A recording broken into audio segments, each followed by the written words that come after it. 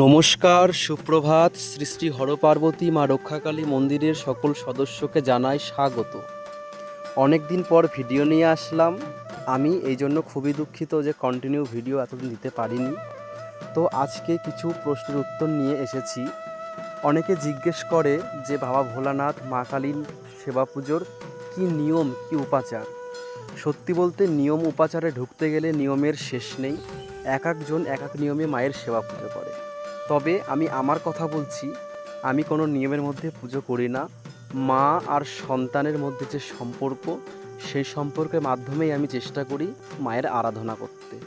আমি তার সন্তান, সে আমার মা, ব্যাস এইটুকুই।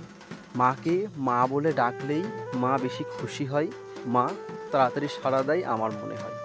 তো সকল নিয়ম উপাচারকেই আমি সম্মান জানাই, কিন্তু আমি সন্তান আর মায়ের মধ্যে যে সম্পর্ক, এই সম্পর্কেই মায়ের সেবা পুজো করি। তো তোমাদের কেমন লাগে আমার সেবা পুজো তোমরা জানাতে ভুলো না। সকলকে মা ভালো রাখুক।